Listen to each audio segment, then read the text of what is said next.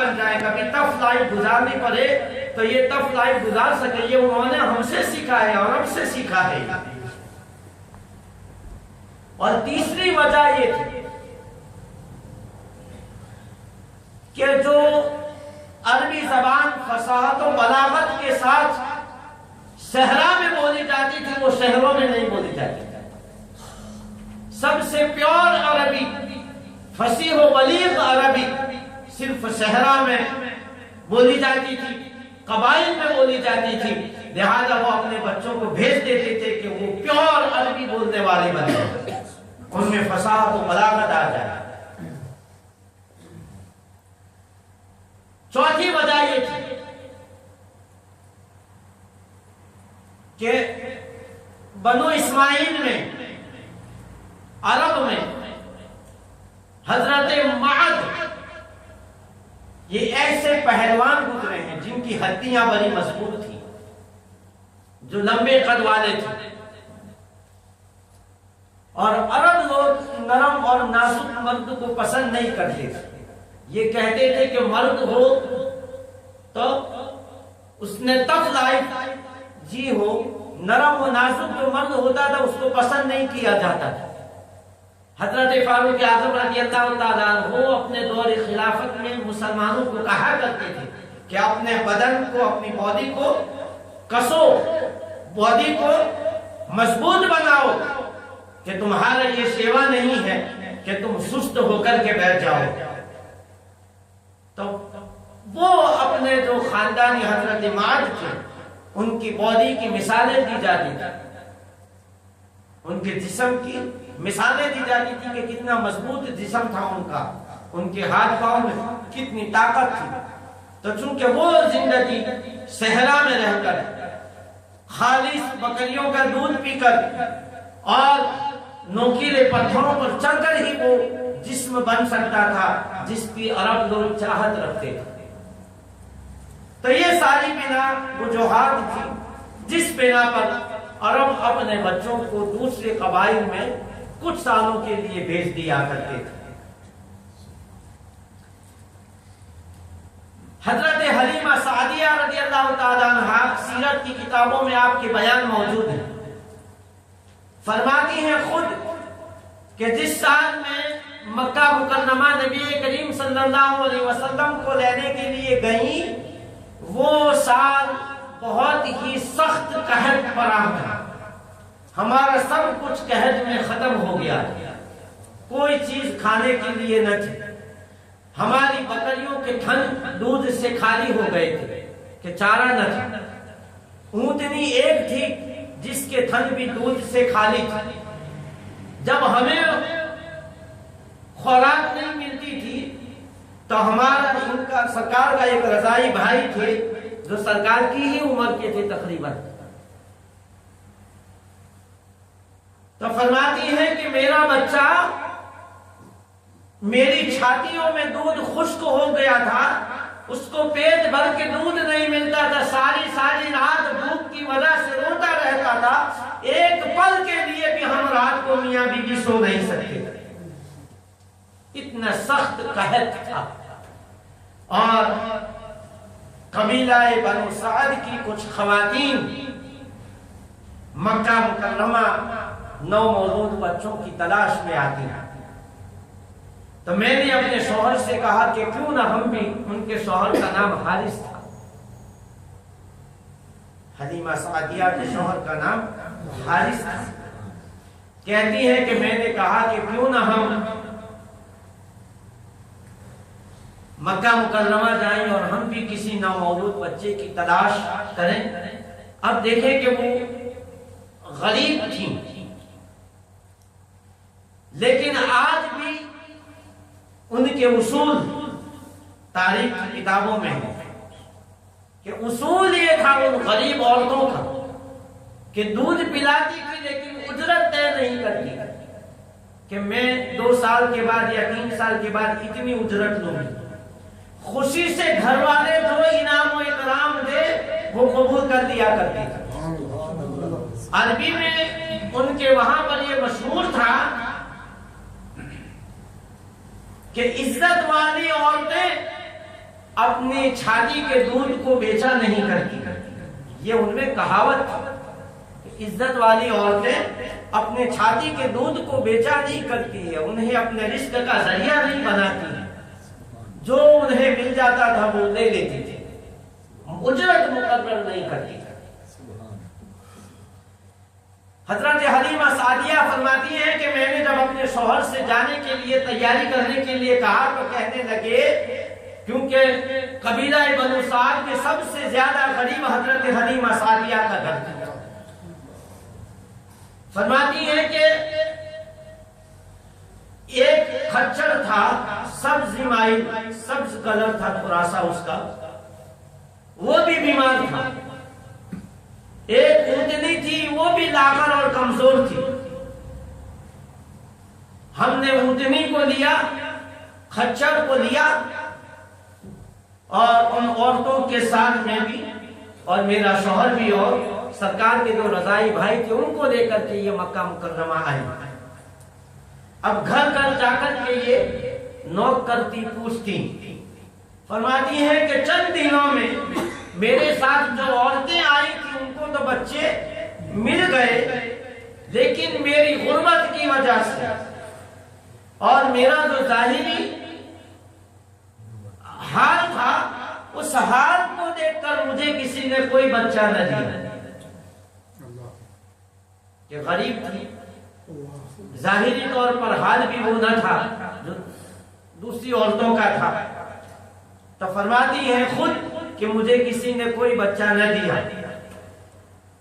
اور اس طرف نبی کریم صلی اللہ علیہ وسلم کو عورتیں دیکھتی, لیکن جب یہ سنتی کہ ان کے والد وفات پا چکے ہیں تو پیچھے ہٹ جاتی کہ بیوہ ماں ہے, دادا ہے, وہ کیا دیں گے, ان سے ہمیں کیا ملے گا.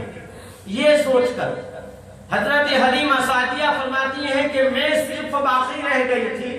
اب قافلے والوں نے جانے کی تیاری کی.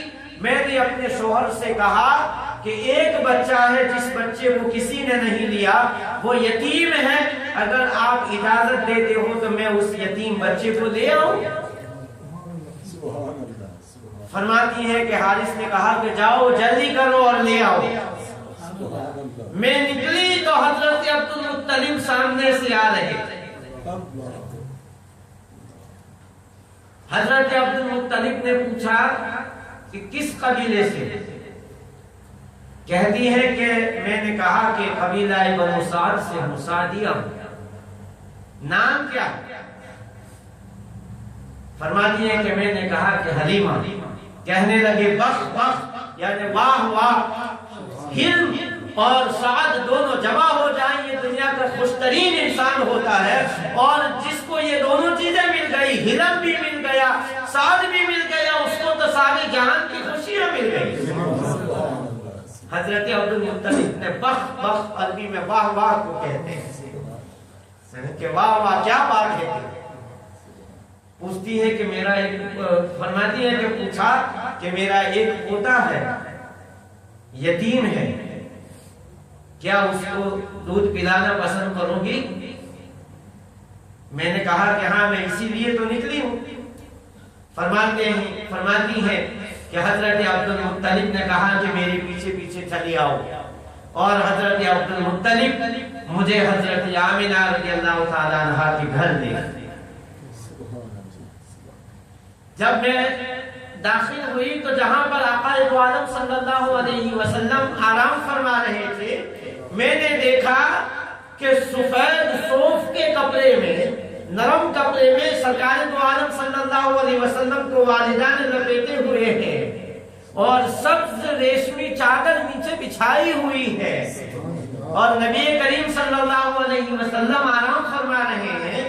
میں نے آپ کو جگانا مناسب نہ سمجھا, گوارا نہ کیا.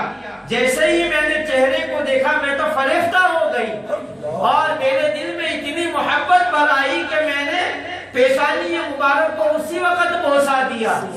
جب بوسا دیا تو سرکار مسکرا اٹھے اور اپنی سرمائی آنکھوں کو کھول دیا. جب سرمائی آنکھوں کو کھولا تو میں نے سرکار کو اٹھا کر کے اپنے سینے سے لگا, اور لگا کر کے میں اپنے شوہر کے پاس، اپنے قبیلے والوں کے پاس آ گئی۔ فرماتی ہے کہ میں نے جیسے ہی سرکار کو اٹھائے تو میری خشک چھاتیوں میں دودھ بھر آیا، دودھ اس قدر بھر آیا کہ میں نے نبی کریم صلی اللہ علیہ وسلم کو اپنے سینے سے لگائے، اور وہیں پر مکے میں ہی ہے ابھی، وہیں پر میں نے سرکار کو دودھ پلانا شروع کیا۔ جب ایک چھاتی سے دودھ مبارک دودھ پی چکے تو میں نے دوسرا ان کی طرف کیا تو آقا دو عالم صلی اللہ علیہ وسلم نے اپنا منہ مبارک پھیر دیا، گویا کہ وہ اپنے رضائی بھائی کا حق تھا۔ اللہ تبارک و تعالیٰ نے بچپن ہی میں میرے آقا صلی اللہ علیہ وسلم کی ایسی تربیت فرمائی کہ اے میرے مصطفیٰ، اے میرے محبوب، یہ تمہارے بھائی کا حق ہے، اسے منہ نہ لگانا۔ تو فرماتی ہے کہ دوسرے طرف سے سرکار نے دودھ نہ پیا، میں نے اپنے دوسرے بیٹے کو دودھ پلایا۔ شام کا وقت تھا جب میں لے کر کے آئی، یہ پہلی مرتبہ تھا کہ میرے بیٹے نے پیٹ بھر کے دودھ پیا۔ میرا بیٹا آرام سے سو گیا۔ پھر میرے شوہر اونٹنی کے پاس گئے تو دیکھا کہ وہ اونٹنی جو کئی دنوں سے دودھ نہیں دے رہی تھی، اس کے تھن دودھ سے بھرے ہوئے ہیں۔ وہ تو اس قدر خوشی سے مچل پڑے، مجھے آواز دی کہ حلیمہ دیکھو یہ ہماری ہی اونٹنی ہے یا کسی اور کی ہے؟ میں نے کہا ہے تو ہماری ہی اونٹنی۔ کہا یہ دیکھو کہ اس کے جو تھن ہیں وہ دودھ سے بھر گئے ہیں۔ ہم میاں بیوی نے کئی مہینوں کے بعد پیٹ بھر کے دودھ پیا، ہمارا بیٹا بھی سکون سے سو گیا، ہم نے بھی پوری رات بڑی آرام سے گزاری۔ جب صبح ہوئی تو اب ہم نے سواریوں کو تیار کیا اور ہم اپنے قبیلے کی طرف روانہ ہو گئے۔ جب ہم سواری پر سوار ہوئی تو میرے شوہر سرکار دو عالم صلی اللہ علیہ وآلہ وسلم کو میری گود میں تھے، میرے شوہر آگے تھے اور میں پیچھے بیٹھی ہوئی تھی، اونٹنی چل نہیں رہی ہے۔ تو میرے شوہر نے کہا کہ کیا بات ہے؟ تو میں نے کہا کہ شاید اس لیے کہ میں نے زمانے کے سردار کو پیچھے بٹھایا ہوا ہے، آپ ایسا کریں کہ پیچھے آپ آ جائیں، مجھے آگے بیٹھنے دیں۔ جب میں آگے بیٹھی میرے شوہر پیچھے بیٹھے، اب اونٹنی بھاگنے لگی اور تمام سواریوں سے آگے نکل گئی۔ میری قبیلے والے پوچھتے ہیں کہ یہ وہی تیری سواری ہے جو ہمیں راستے میں تنگ کرتی تھی؟ حضرت حلیمہ سعدیہ فرماتی ہے کہ باقی لوگوں کی سواریاں تو تیز تھی آتے ہوئے، تو وہ تو بڑی تیزی کے ساتھ چل رہے تھے، لیکن چونکہ وہ ہم خاندان والے تھے، ایک ساتھ میں رہتے تھے، وہ ہمیں اکیلا نہیں چھوڑنا چاہتی تھی، وہ ہماری سواریوں کی وجہ سے بڑے تنگ پڑے ہوئے تھے کہ حلیمہ ایک ایسی سواری تو لے کر کے آئی ہے، کب ہمیں مکہ پہنچائے۔ اور جب جانے لگے تو سواری کی تیز رفتاری کا یہ عالم تھا کہ سب سے آگے نکل گئے۔ جب میں اپنے گھر میں گئی تو میرے گھر سے فرماتی ہے کہ کستوری اور مشک کی ایسی خوشبو آتی تھی کہ پورے محلے میں سرکار کی خوشبو پھیلی ہوئی، پورے قبیلے میں سرکار کی خوشبو ہر گھر کے اندر پہنچی ہوئی۔ اب جو بھی اس عجیب و غریب خوشبو کو سونگھتا میرے گھر کی طرف دورہ ہوا آ رہا ہے کہ یہ کون سا بچہ لے کر کے حلیمہ آئی ہے، جس کے خوشبو نے پورے محلے کو، پورے قبیلے کو، جس کی خوشبو نے معطر کر دیا۔ حضرت حلیمہ سعدیہ کا بیان ہے، فرماتی ہیں کہ سرکار کا یہ فیض تھا کہ چھوٹے چھوٹے ہاتھ تھے، کوئی بیمار ہوتا تو وہ آتا اور محمد صلی اللہ علیہ وسلم کا ہاتھ اپنے بدن پر لگاتا، اللہ تعالیٰ اسے شفا عطا فرماتا۔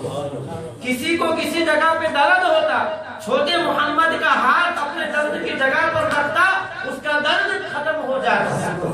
جانور بیمار ہوتا تو اس جانور کے پاس محمد صلی اللہ علیہ وسلم کو لے جائے جاتے اور سرکار اپنے ننھے ننھے ہاتھ اس پر پھیلا دے، ان جانوروں کو اللہ تعالیٰ شفا عطا فرماتی۔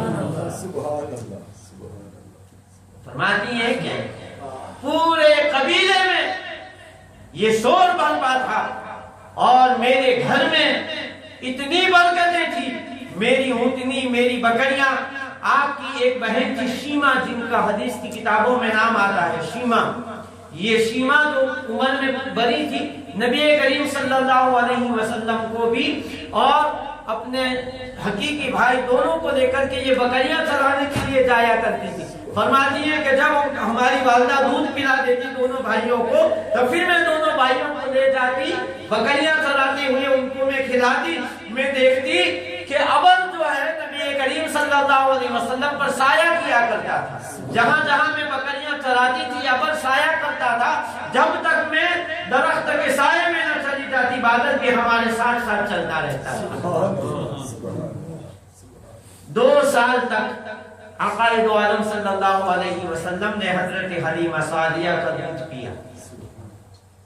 2 سال کے اوپر کچھ عرصہ ہوا تو چونکہ قانون تو یہی تھا کہ جب دودھ چھڑائے تو پھر بچے کو اس کے خاندان میں واپس لوٹا دیا جائے، لیکن حضرت حلیمہ سعدیہ فرماتی ہے کہ گھر میں برکت کا یہ عالم تھا کہ چھوڑنے کو اور بھیجنے کو دل نہیں چاہتا تھا، لیکن قانون کے مطابق وہ لے کر کے مکہ پہنچی۔ حضرت آمینہ سے اصرار کیا کہ میں لے تو آئی ہوں لیکن اجازت لینے کے لیے آئی ہوں کہ میں دوبارہ ان کو واپس لے جاتے۔ اصرار اتنا کیا کہ حضرت آمینہ نے فرمایا کہ ٹھیک ہے حلیمہ، اگر تم میرے بیٹے کو رکھنا چاہتی ہو تو رکھو جتنا چاہتی ہو۔ اب اجازت مل گئی تو حضرت حلیمہ سعدیہ واپس نبی کریم صلی اللہ علیہ وسلم کو لے کر پھر قبیلہ بنو سعدہ میں تشریف لے آئی۔ بقایا انشاءاللہ تعالیٰ کرنا ہے